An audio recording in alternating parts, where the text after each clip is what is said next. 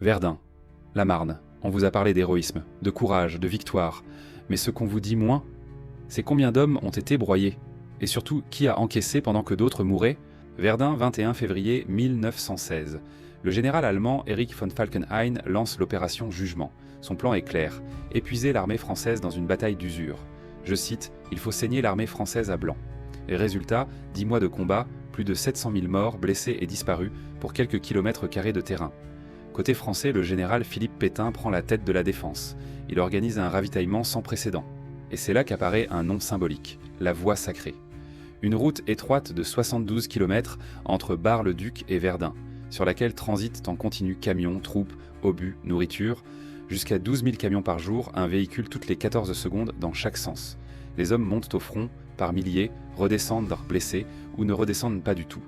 Cette route est tellement vitale que l'armée fait rouler des corvées de cantonniers en permanence pour la réparer.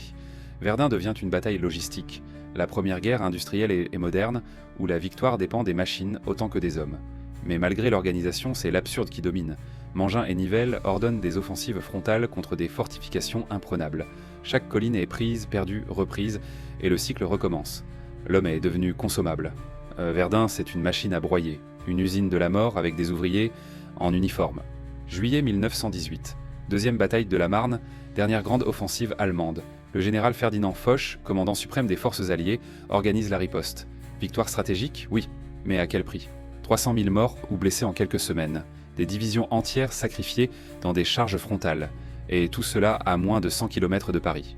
Pendant que les hommes tombent, certains deviennent riches. En France, Louis Renault dirige ses usines à Boulogne-Billancourt.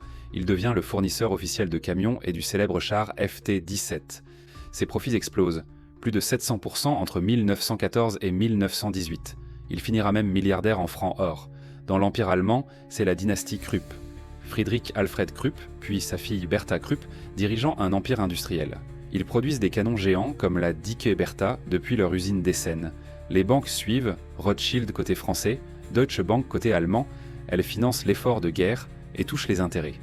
Et dès 1915, le député socialiste Alexandre Blanc dénonce ces marchands de canons à l'Assemblée. Mais l'économie de guerre est lancée. Les profits montent, les cadavres s'entassent.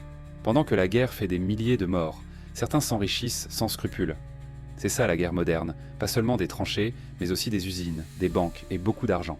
Verdun, la Marne, ce sont des moulins à chair qui tournent au profit de quelques-uns. Si tu veux découvrir les autres épisodes, ils sont déjà disponibles sur la chaîne. Pense à t'abonner pour ne rien manquer des prochains. Et si tu apprécies mon travail, tu peux me soutenir sur Tipeee, via le lien en description. Ça m'aide vraiment beaucoup. Merci à toi.